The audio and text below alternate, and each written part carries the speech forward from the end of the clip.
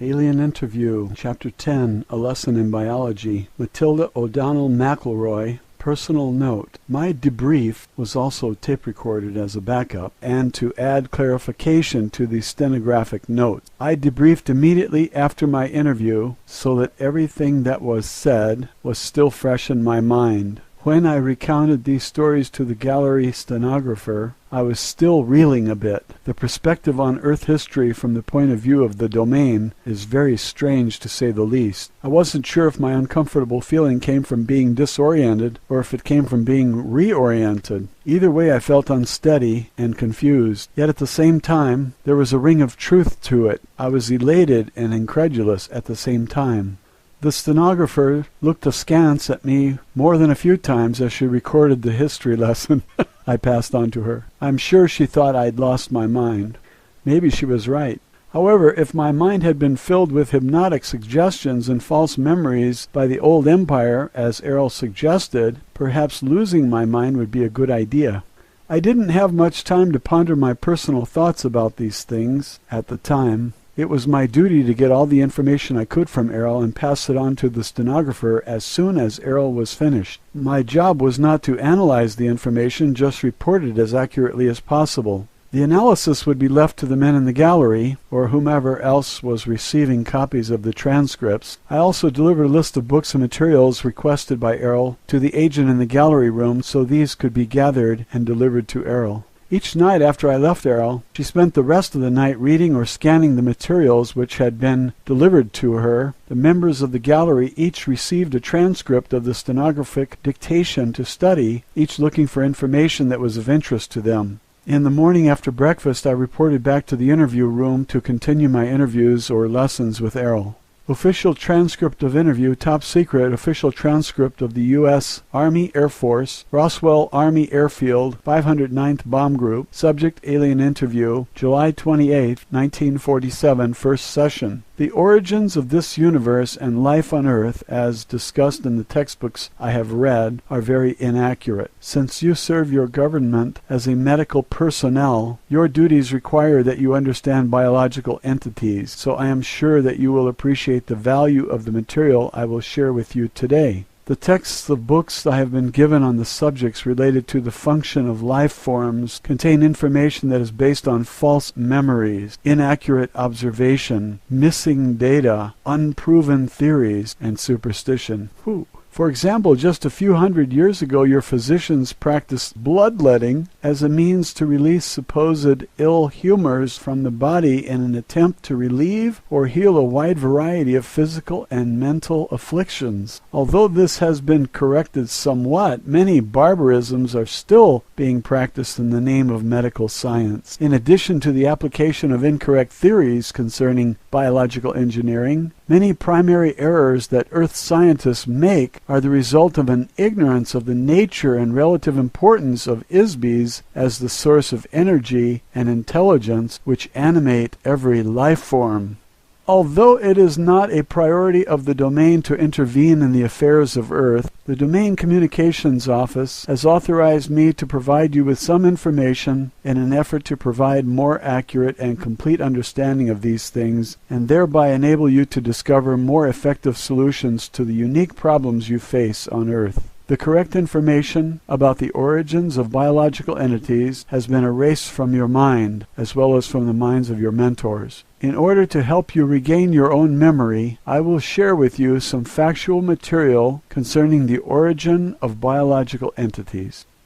I asked Errol if she was referring to the subject of evolution. Errol said, no, not exactly. You will find evolution mentioned in the ancient Vedic hymns. The Vedic texts are like folk tales or common wisdoms and superstitions gathered throughout the systems of the domain. These were compiled into verses like a book of rhymes. For every statement of truth, the verses contain many half-truths, reversals of truth, and fanciful imaginings blended without qualification or distinction. The theory of evolution assumes that the motivational source of energy that animates every life form does not exist. It assumes assumes that an inanimate object or chemical concoction can suddenly become alive or animate accidentally or spontaneously, or perhaps an electrical discharge into a pool of chemical ooze will magically spawn a self-animated entity. There is no evidence whatsoever that this is true, simply because it's not true. Dr. Frankenstein did not really resurrect the dead into a marauding monster, except in the imagination of the Isbys, who wrote a fictitious story one dark and stormy night. No Western scientists ever stopped to consider who, what, where, when, or how this animation happens. Complete ignorance, denial, or unawareness of the spirit as the source of life force required to animate inanimate objects or cellular tissue is the sole cause of failures in Western medicine. In addition, evolution does not occur accidentally. It requires a great deal of technology, which must be manipulated under the careful supervision of Isbys. Very simple examples are seen in the modification of farm animals or in the breeding of dogs. However, the notion that human biological organisms evolved naturally from earlier ape-like forms is incorrect. No physical evidence will ever be uncovered to substantiate the notion that modern humanoid bodies evolved on this planet. The reason is simple. The idea that human bodies evolved spontaneously from the primordial ooze of chemical interactivity in the dim mists of time is nothing more than a hypnotic lie instilled in the amnesia operation to prevent your recollection of the true origins of mankind. Factually, humanoid bodies have existed in various forms throughout the universe for trillions of years. This was compounded by the fact that the Vedic hymns were brought to Earth 8,200 years ago by the Domain Expeditionary Force. While they were based in the Himalaya Mountains, the verses were taught to some of the local humans who memorized them. However, I should note that this was not an authorized activity for the crew of the Domain installation, although I am sure it seemed like an innocent diversion for them at the time. The verses were passed along verbally from one generation to the next for thousands of years in the foothills and eventually spread throughout India. No one in the domain credits any of the material in the Vedic hymns as factual material any more than you would use Grimm's fairy tales as a guide for rearing children. However, on a planet where all of the Isbys have had their memory erased, one can understand how these tales and fantasies could be taken seriously. Unfortunately, the humans who learned the Vedic verses passed them along to others, saying that they came from the gods. Eventually, the content of the verses were adopted verbatim as truth. The euphemistic and metaphorical content of the Veda were accepted and practiced as dogmatic fact. The philosophy of the verses were ignored, and the verses became the genesis of nearly every religion practiced on the planet except Hinduism. As an officer, pilot, and engineer of the Domain, I must always assume a very pragmatic point of view. I could not be effective or accomplish my missions if I were to use philosophical dogma or rhetoric as my operations manual. Therefore, our discussion of history is based on actual events that occurred long before any Isbys arrived on Earth, and long before the old empire came into power. I can relate part of this history from my personal experience. Many billions of years ago, I was a member of a very large biological laboratory in a galaxy far from this one. It was called the Arcadia Regeneration Company. I was a biological engineer working with a large staff of technicians. It was our business to manufacture and supply new life forms to uninhabited planets. There were millions of star systems with millions of uninhabited planets in the region at that time. There were many other biological laboratory companies at that time also. Each of them specialized in producing different kinds of life forms depending on the class of the planet being populated. Over a long span of time, these laboratories developed a vast catalog of species throughout the galaxies. The majority of the basic genetic material is common to all species of life. Therefore, most of their work was concerned with manipulating alterations of the basic genetic pattern to produce variations of life forms that would be suitable inhabitants for various planetary classes. The Arcadia Regeneration Company specialized in mammals for forested areas and birds for tropical regions. Our marketing staff negotiated contracts with various planetary governments and independent buyers from all over the universe. The technicians created animals that were compatible with the variations in the climate, atmospheric and terrestrial density, and chemical content. In addition, they were paid to integrate our specimens with biological organisms engineered by other companies already living on a planet. In order to do this, our staff was in communication with other companies who created life forms. There were industry trade shows, publications, and a variety of other information supplied through an association that coordinated related projects. As you can imagine, our research required a great deal of interstellar travel to conduct planetary surveys. This is when I learned my skills as a pilot. The data gathered was accumulated in huge computer databases and evaluated by biological engineers. A computer is an electronic device that serves as an artificial brain or complex calculating machine. It is capable of storing information, making computations, solving problems, and performing mechanical functions. 1947. In most of the galactic systems of the universe, very large computers are commonly used to run the routine administration, mechanical services, and maintenance activities of the entire planet or planetary system. Based on the survey data gathered, designs and artistic renderings were made for new creatures. Some designs were sold to the highest bidder. Other life forms were created to meet the customized requests of our clients. The design and technical specifications were passed along an assembly line through a series of cellular, chemical, and mechanical engineers to solve the various problems. It was their job to integrate all the component factors into a workable, functional, and aesthetic finished product.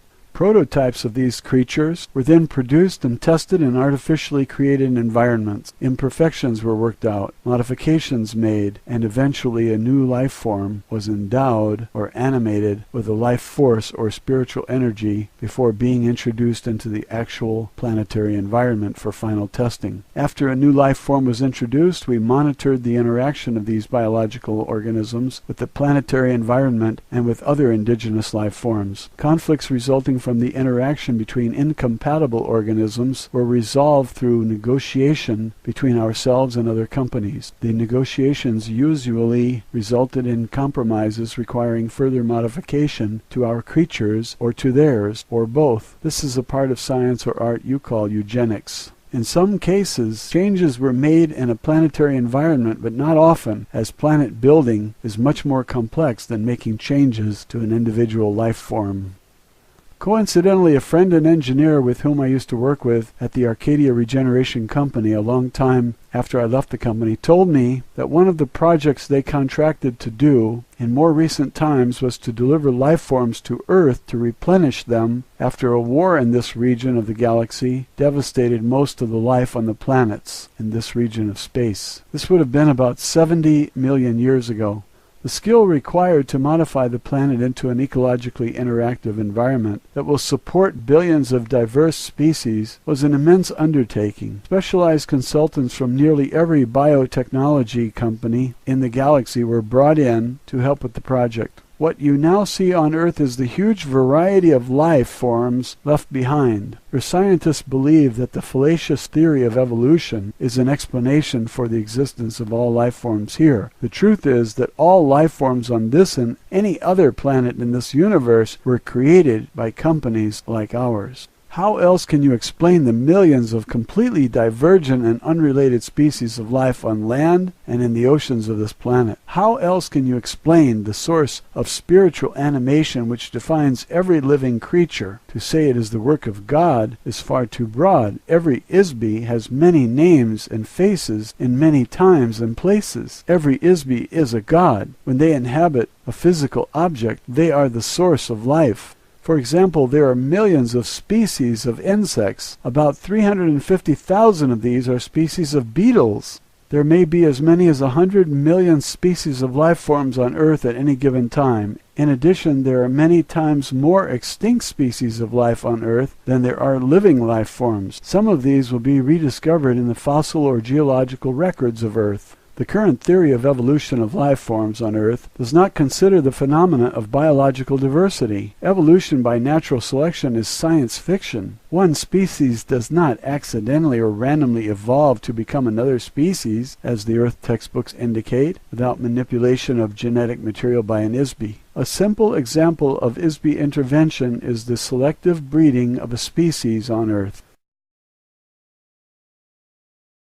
100 years, several hundred dog breeds and hundreds of varieties of pigeons and dozens of koi fish have been evolved in just a few years, beginning with one original breed. Without active intervention by ISBEs, biological organisms rarely change. The development of an animal like the duck-billed platypus required a lot of very clever engineering to combine the body of a beaver with the bill of a duck and make a mammal that lays eggs. Undoubtedly, some wealthy client placed a special order for it as a gift for some curious amusement. I'm sure that the laboratory of some biotechnical company worked on it for years to make it a self-replicating life form. The notion that the creation of any life form could have resulted from a coincidental chemical interaction moldering up from some primordial ooze is beyond absurdity. Factually, some organisms on Earth, such as proteobacteria, are modifications of a phylum designed primarily for the star Type 3 Class C planets. In other words, the domain designation for a planet with an anaerobic atmosphere nearest a large, intensely hot blue star, such as those in the constellation of Orion's belt in this galaxy.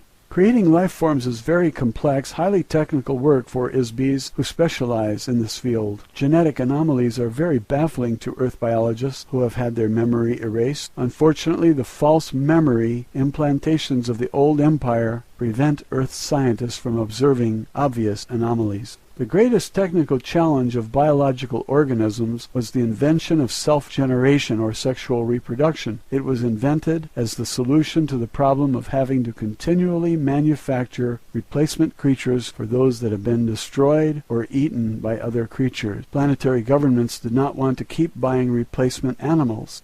The idea was contrived trillions of years ago as a result of a conference held to resolve arguments between disputing vested interests within the biotechnology industry. The infamous Council of Yumi Krum was responsible for coordinating creature production. A compromise was reached after certain members of the council were strategically bribed or murdered to author an agreement which resulted in the biological phenomenon which we now call the food chain. The idea that a creature would need to consume the body of another life form as an energy source was offered as a solution by one of the biggest companies in the biological engineering business. They specialized in creating insects and flowering plants. The connection between the two is obvious. Nearly every flowering plant requires a symbiotic relationship with an insect in order to propagate. The reason is obvious. Both the bugs and the flowers were created by the same company. Unfortunately, the same company also had a division which created parasites and bacteria.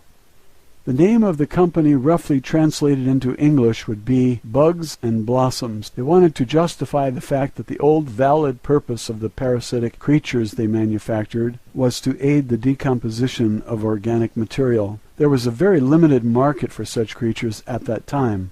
In order to expand their business, they hired a big public relations firm and a powerful group of political lobbyists to glorify the idea that life forms should feed from other life forms. They invented a scientific theory to use as a promotion gimmick. The theory was that all creatures needed to have food as a source of energy. Before that, none of the life forms being manufactured required any external energy. Animals did not eat other animals for food, but consumed sunlight, minerals, or vegetable matter only. Of course, Bugs and Blossoms went into the business of designing and manufacturing carnivores. Before long, so many animals were being eaten as food that the problem of replenishing them became very difficult.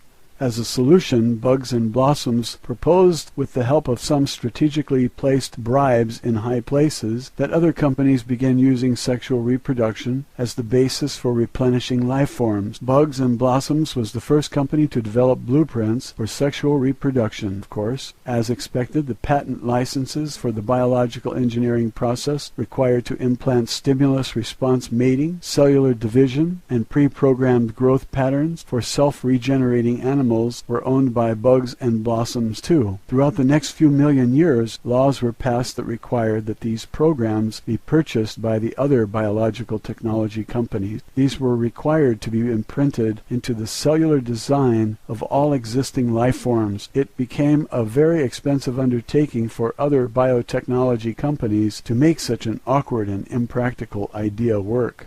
This led to the corruption and downfall of the entire industry. Ultimately, the food and sex idea completely ruined the biotechnology industry, including bugs and blossoms. The entire industry faded away as the market for manufactured life forms disappeared. Consequently, when a species became extinct, there is no way to replace them because the technology of creating new life forms has been lost. Obviously, none of this technology was ever known on Earth and probably never will be. There are still computer files on some planets far from here which record the procedures for biological engineering. Possibly the laboratories and computers still exist somewhere. However, there is no one around doing anything with them. Therefore, you can understand why it is so important for the domain to protect the dwindling number of creatures left on Earth.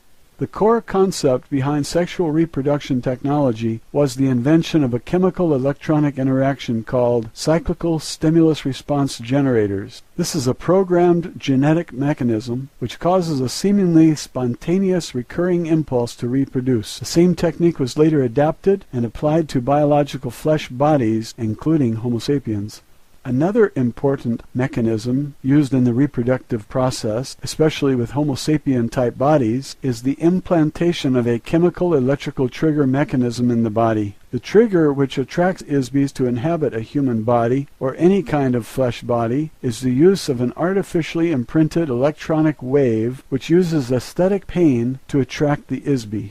Every trap in the universe, including those used to capture ISBs who remain free, is baited with an aesthetic electronic wave. The sensations caused by the aesthetic wavelength are more attractive to an ISB than any other sensation. When the electronic waves of pain and beauty are combined together, this causes the ISB to get stuck in the body. The reproductive trigger for lesser life forms, such as cattle and other animals, is triggered by chemicals emitted from scent glands. The scent glands, combined with reproductive chemical electrical impulses stimulated by testosterone or estrogen.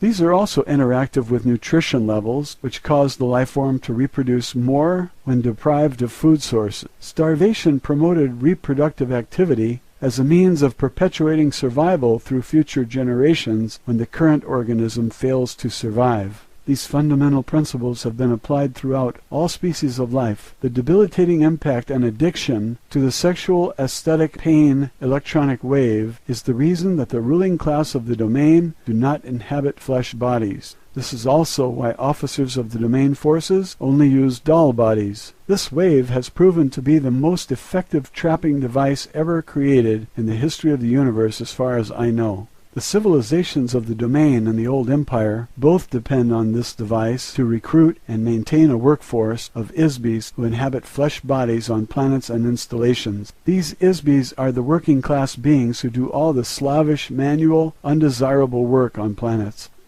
As I mentioned, there is a very highly regimented and fixed hierarchy or class system for all ISBs throughout the old empire and the domain as follows. The highest class are free ISBs, that is, they are not restricted to the use of any type of body and may come and go at will, provided that they do not destroy or interfere with the social, economic, or political structure. Below this class are many strata of limited ISBs who may or may not use a body from time to time. Limitations are imposed on each ISB regarding range of power, ability, and mobility they can exercise. Below these are doll body class, to which I belong. Nearly all space officers and crew members of spacecraft are required to travel through intergalactic space. Therefore, they are each equipped with a body manufactured from lightweight, durable materials. Various body types have been designed to facilitate specialized functions. Some bodies have accessories such as interchangeable tools or apparatus for activities such as maintenance, mining, chemical management, navigation, and so forth. There are many graduations of this body type, which also serve as an insignia of rank. Below these are the soldier class. The soldiers are equipped with a myriad of weapons and specialized armaments designed to detect, combat, and overwhelm any imaginable foe. Some soldiers are issued mechanical bodies. Most soldiers are merely remote-controlled mechanical robots with no class designation. The lower classes are limited to flesh bodies. Of course, it is not possible for these to travel through space for obvious reasons. Fundamentally, flesh bodies are far too fragile to endure the stresses of gravity, temperature extremes, radiation exposure, atmospheric chemicals, and the vacuum of space. There are also the obvious logistical inconveniences of food, defecation, sleep, atmospheric elements, and air pressure required by flesh bodies that dull bodies do not require. Most flesh bodies will suffocate in only a few minutes without a specific combination of atmospheric chemicals. After 2 or 3 days, the bacteria which live internally and externally on the body cause severe odors to be emitted. Odors of any kind are not acceptable in a space vessel. Flesh can tolerate only a very limited spectrum of temperatures, whereas in space the contrast of temperatures may vary hundreds of degrees within seconds. Of course, flesh bodies are utterly useless for military duty. A single shot from a handheld electronic blast gun instantly turns a flesh body into a noxious vapor cloud. Isbis who inhabit flesh bodies have lost much of their native ability and power. Although it is theoretically possible to regain or rehabilitate these abilities, no practical means has been discovered or authorized by the domain.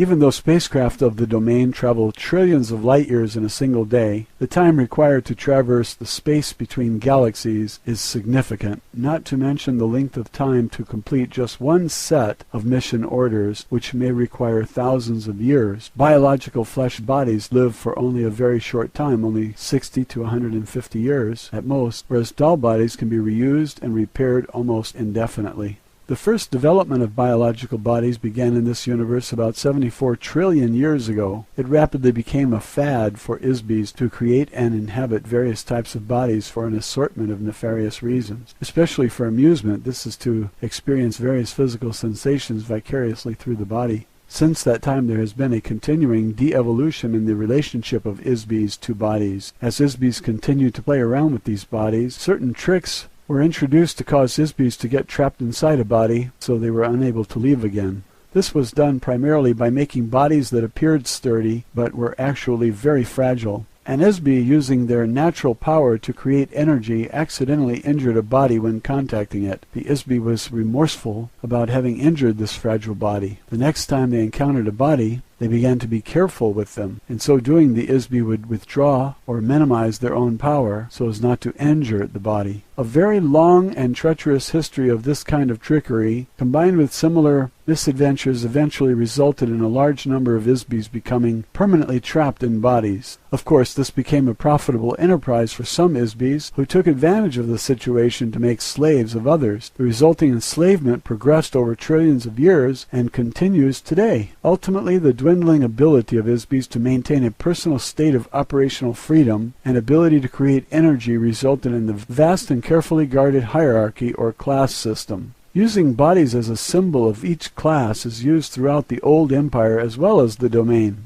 The vast majority of Isbis throughout the galaxies of this universe inhabit some form of flesh body. The structure, appearance, operation, and habitat of these bodies vary according to the gravity, atmosphere, and climatic conditions of the planet they inhabit. Body types are predetermined largely by the type and size of the star around which the planet revolves, the distance from the star, the geological as well as the atmospheric components of the planet.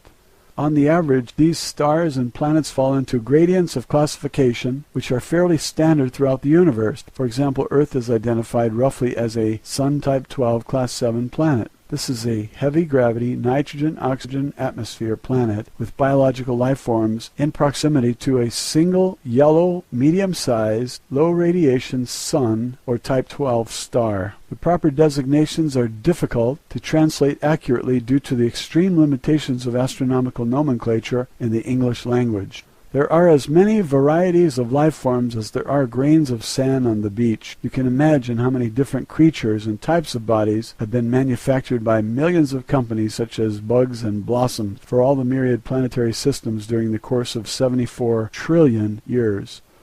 Matilda O'Donnell McElroy, personal note. When Errol finished telling me this story, there was a long, silent pause while I muddled through all this in my mind. Had Errol been reading science fiction books and fantasy stories during the night? Why would she tell me something so incredibly far-fetched? If there had not been a 40-inch tall alien with gray skin and 3 fingers on each hand and foot sitting directly across from me, I would not have believed a single word of it. In retrospect, over the 60 years since Errol gave me this information, Earth doctors have begun to develop some of the biological engineering technology that Errol told me about right here on Earth. Heart bypasses, cloning, test tube babies, organ transplants, plastic surgery, genes, chromosomes, and so on. One thing is for sure, I have never looked at a bug or flower in the same way since then, not to mention my religious belief in Genesis.